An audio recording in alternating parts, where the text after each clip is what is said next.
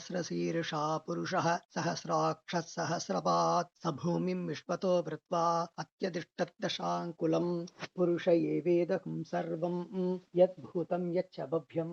उतामृतत्वस्येषानः यतन्नेनादिरोहति एतावानस्य महिमा अतो ध्यायाहुं स पुरुषः पादोऽस्य विश्वा भूतानि त्रिपादस्यां रथं दिवि त्रिपार्धूत उथैः पुरुषः पादोऽस्येहा भवात् पुनः ततो विश्वं व्यक्रामत् शासनानशने अपि तस्माद्भ्यारजायतात् विराजो अधिपुरुषः स जातो अद्यरिष्यता पश्चाद् भूमिमथो पुरः यत्पुरुषेण हविषाः देवा यज्ञमतन्वता वसन्तो अस्यासीधाख्यं ग्रीष्म इत्मः शरत्तविः सब्धास्यासन् परिधयः त्रिसप्तः समिधः कृताः देवा यद्यज्ञं तन्वानाः अपत्नन् पुरुषं पशुं तयज्ञं परिषिः प्रोक्षन् पुरुषं जातमक्रदः तेन देवा अयजन्ता साध्या ऋषयश्चये तस्मात् सर्वहुतः संभृतं वृषदाख्यं पशोहंस्ताहं शक्रे वायव्यान् आरण्यान् क्राम्याश्चये तस्मात् यज्ञात् सर्वहुतः वृषः सामानि यज्ञिरे छन्दाहुंसि यज्ञिरे तस्मात् यजुस्तस्मादजायत तस्मादश्वा अजायन्त एकेषु भया ततः गावोह गग्गिरे तस्माज्जाता अजावयः यत्पुरुषं यधतुः कदिथा व्यकल्पयन् मुखं किमस्य कौ बाहु कावूरुपादावुष्येदे ब्राह्मणोऽस्य मुखमासीद् बाहुराजन्यकृतः ऊरु तदस्य यद्वैश्च पद्भ्याहं शूत्रो अजायत चन्द्रमा मनसो जातः चक्षो सूर्यो अजायत मुखानृन्दशाग्निश्च प्राणात् वायुरजायत नाभ्या आसीदन्तरिक्षं शीर्ष्णौध्यौ समवर्तत पद्भ्यां भूमिर्दिजत्स्रोत्रात् तथा लोकाकम् अकल्पयन् वेदाहमेतं पुरुषं महान्तम् आदित्यवर्णं तमसस्तु पारे सर्वाणि रूपाणि विचित्य धीरः नामानि कृत्वाभिवदन् यदास्तेः धाता पुरस्तात्यमुदा जहार शक्रप्रविद्वान् प्रतिशतश्रः तमेवं विद्वान् अमृत इह भवति नान्यः पन्था अयनाय विद्यते यज्ञेन यज्ञमयजन्त देवाः तानि धर्माणि प्रथमान्यासन्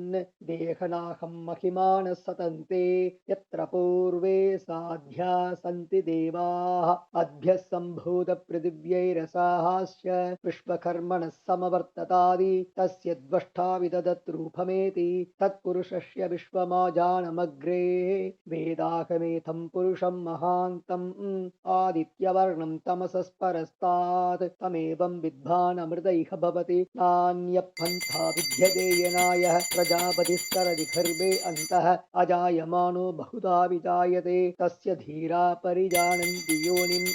मरीषीणां भदमिच्छन्ति वेदसः यो देवेभ्य आतपति यो देवानां पुरोहितः पूर्वो यो देवेभ्यो जातः नमो रुचाय ब्राह्मये ऋषं ब्राह्मं जनयन्तः देवा अग्रे ततब्रुवन् यत्वैवं ब्राह्मणोऽभिध्याहात् तस्य देवा असन्नशेः श्रीष्यते लक्ष्मी च पत्न्योः अघोरार्त्रे पार्श्वे नक्षत्राणि रूपम् अश्विनव्यात्तम्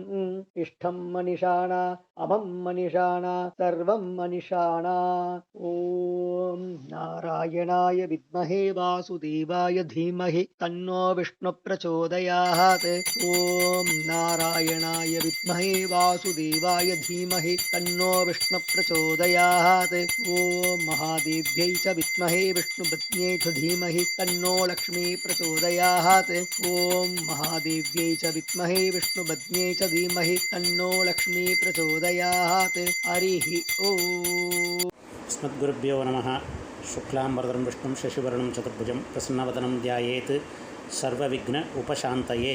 यस्य द्रुत वक्त्राद्याः पारिषद्याः परश्शतं विघ्नं निघ्नन्ति सततं विश्वक्सेनं तमाश्रये हरि ओं तत्सत् श्री गोविंद गोविंद गोविंदः स्य श्री भगवतः महापुरुषस्य श्री विष्णुवराज्ञया प्रवर्तमानस्य अद्य ब्रह्मणः द्वितीयपरार्धे श्रीश्वेतवराहकल्पे वैवस्वतमन्वन्तरे कलियुगे प्रथमपाते जम्बुद्वीपे भारतवर्षे भरतखण्डे मेरोः दक्षिणे पार्श्वे अस्मिन् वर्तमाने व्यवहारिके प्रभवादि षष्टि संवत्सराणां मध्ये क्रोधिनाम संवत्सरे शरदृतौ कन्यामासे शुक्लपक्षे प्रथम्यां शोभतिथौ हस्तनक्षत्रयुक्तायां गुरुवासरयुक्तायां श्रीविष्णुयोग विष्णुकरण शुभकरण एवं गुण विशेषेण विशिष्टायाम् अस्यां नवरात्र्या पुण्यकाले श्रीभगवदाज्ञः श्रीभगवत्कैङ्कर्यरूपं श्रीमन्नारायणप्रीत्यर्थं श्रीविजयवल्ली समेत श्री सुदर्शन कटाक्षेण सत्संगस्य सकुटुम्बानां क्षेमस्थैर्यवीर्य विजय आयुरारोग्य ऐश्वर्याभिवृद्ध्यर्थं महालक्ष्मीकटाक्षसिद्ध्यर्थं महालक्ष्मीप्रसादसिद्ध्यर्थं महालक्ष्मीप्रदाने च सत्संगस्य परिवारस्य कुमार्याः उचितकाले वरवरप्राप्त्यर्थं विवाहप्राप्त्यर्थं चिन्तितसकलमनोरथावाप्त्यर्थं पुत्रपौत्रा अभिवृद्ध्यर्थम् इष्टकाम्यार्थसिद्ध्यर्थं विशेषेण प्रसादेन महालक्ष्मीप्रसादेन मम शरीरे वर्तिष्यमान समस्तरोगनिवृत्त्यर्थम् अरोगदृढगात्रता सिद्ध्यर्थं गृहक्षेत्र वाहन आभरणादि प्राप्त्यर्थं विद्याप्राप्त्यर्थम् अपरिमित धनधान्य सिद्ध्यर्थं कुटुम्बे अविच्छिन्नसन्ततिप्राप्त्यर्थं राजद्वारे उन्नतिप्राप्त्यर्थम् अतिशयरूपेण अनुग्रहप्राप्त्यर्थं सर्वाभीष्टबलप्रदां सर्वमङ्गलरूपां जगन्मातरं महालक्ष्मीं पूजयिष्ये। ध्यानं चतुर्भुजां महालक्ष्मीं द्विनेत्रां चारुकुण्डलां श्वेतमाल्याम्बरधरां हारकेयूरभूषितां सर्वलक्षणसम्पन्नां पीनोन्नतपयोधरां प्रफुल्लोत्फलविस्तीर्णलोचनां सुस्मिताननां ससल्लाटतिलकां वेङ्कटाद्रीशवल्लभां कृष्णकुञ्जितकेशान्तां वंशमुक्ताफलत्वषां पद्मगर्भोमाकारं शुभकां भावयेत् सदा। ओं प्रकृत्यै नमः, ओं विकृत्यै नमः, ओं विद्यायै नमः, ओं सर्वभूतहितप्रदायै नमः, ओं श्रद्धायै नमः, ओं विभूत्यै नमः, ओं शुरभ्यै नमः, ओं परमात्मिकायै नमः, ओं वाचे नमः, ओं पद्मालयाय नमः, ओं पद्मायै नमः, ओं शुचे नमः, ओं स्वाहायै नमः, ओं स्वदायै नमः, ओं सुदायै नमः, ओं धन्यायै नमः, ओं हिरण्मयै नमः, ओं लक्ष्म्यै नमः, ओं नित्यपुष्टायै नमः, ओं विभावर्यै नमः, ओं आदित्यै नमः, ओं दित्यै नमः, ओं दीप्तायै नमः, ओं वसुदायै नमः, ओं वसुधारिण्यै नमः, ओं कमलायै नमः, ओं कान्तायै नमः, ओं कामायै नमः, ओं क्षीरोदसम्भवायै नमः, अनुग्रहवतायै नमः, बुद्धये नमः, ओं अनगायै नमः, ओं हरिवल्लभायै नमः, ओं अशोकायै नमः, ओं अमृतायै नमः, ओं दीप्तायै नमः, ओं लोकशोकविनाशिन्यै नमः, ओं धर्मनिलयायै नमः, ओं करुणायै नमः, ओं लोकमात्रे नमः, ओं पद्मप्रियायै नमः, ओं पद्महस्तायै नमः, ओं पद्माक्षै नमः, ओं पद्मसुन्दर्यै नमः, ओं पद्मोद्भवायै नमः, ओं पद्ममुख्यै नमः, ओं पद्मनाभप्रियायै नमः, ओं रमायै नमः, ओं पद्ममालाधरायै नमः, ओं देव्यै नमः, ओं पद्मिन्यै नमः, ओं पद्मगन्धिन्यै नमः, ओं पुण्यगन्धाय नमः, ओं सुप्रसन्नाय नमः, ओं प्रसादाभिमुख्यै नमः, ओं प्रभायै नमः, ओं चन्द्रवदनाय नमः, ओं चन्द्राय नमः, ओं चन्द्रसहोदर्यै नमः, ओं चतुर्भुजाय नमः, ओं चन्द्ररूपाय नमः, ओं इन्दिराय नमः, ओं इन्दुशीतलाय नमः, ओं आह्लादजनन्यै नमः, ओं पुष्ट्यै नमः, ओं शिवाय नमः, ओं शिवकर्यै नमः, ओं सत्यै नमः, ओं विमलायै नमः, ओं विश्वजनन्यै नमः, ओं तुष्ट्यै नमः, ओं दारिद्र्यनाशिन्यै नमः, ओं प्रीतिपुष्करिण्यै नमः, ओं शान्ताय नमः, ओं शुक्लमाल्याम्बरायै नमः, ओं श्रियै नमः, ओं भास्कर्यै नमः, ओं बिल्वनिलयाय नमः, ओं वरारोहाय नमः, ओं यशस्विन्यै नमः, ओं सुन्दराय नमः, ओं उदाराङ्गाय नमः, ओं हरिण्यै नमः, ओं हेममालिन्यै नमः, ओं धनधान्यकर्यै नमः, ओं सिद्धये नमः, ओं स्त्रैणसौम्याय नमः, ओं शुभप्रदाय नमः, ओं नृभवेश्मकदानन्दाय नमः, ओं वरलक्ष्मै नमः, ओं विशुप्रदाय नमः, ओं शुभाय नमः, ओं हिरण्यप्राकाराय नमः, ओं समुद्रधनयाय नमः, ओं जयाय नमः, ओं मङ्गलाय नमः, ओं देव्यै नमः, ओं विष्णुवक्षस्थलस्थिताय नमः, ओं विष्णुपत्न्यै नमः, ओं प्रसन्नाक्षै नमः, नारायणसमाश्रिताय नमः, ओं दारिद्र्यदंशन्यै नमः, ओं देव्यै नमः, ओं सर्वोपद्रववारिण्यै नमः, ओं नवदुर्गायै नमः, ओं महाकाल्यै नमः, ओं ब्रह्मा विष्णु शिवात्मिकायै नमः, ओं त्रिकालज्ञानसम्पन्नायै नमः, ओं भुवनेश्वर्यै नमः, ஓம் ஸ்ரீ ரங்கநாயகி மகாலட்சுமி நம. ஓம் ஸ்ரீ விஜயவல்லி சமேத சுதர்சன பரபிரமணே நம. ஓம் திருஷ்டாதிருஷ்டபலப்பிரதாய நம. ஓம் சர்வாபிஷ்டபலப்பிரதாய நம. ஓம் இது ஸ்ரீ மகாலட்சுமி அஷ்டோத்தரசதநாமார்ச்சனம் சம்பூர்ணா.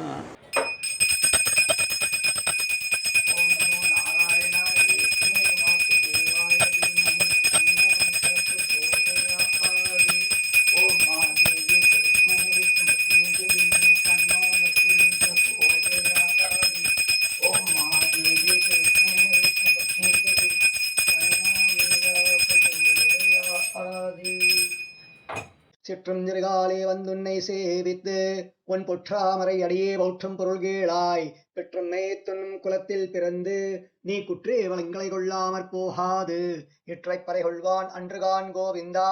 எற்றைக்கும் ஏழேழ் விரைக்கும் உந்தன்னோடு ஒற்றுவோமே யாவோம் உமக்கே நாமாச் செய்வோம் மற்ற நங்காமங்கள் மாற்றேலோ எம்பாவாய். சிற்றஞ்சிறுகாலே வந்துன்னை சேவித்து உன் பொற்றாமரடியே போற்றும் பொருள்கேளாய் பெற்றமே துண்ணும் குலத்தில் பிறந்து நீ குற்றே வளங்களை கொள்ளாமற் போகாது இற்றைப் பறை கொள்வான் அன்றுகான் கோவிந்தா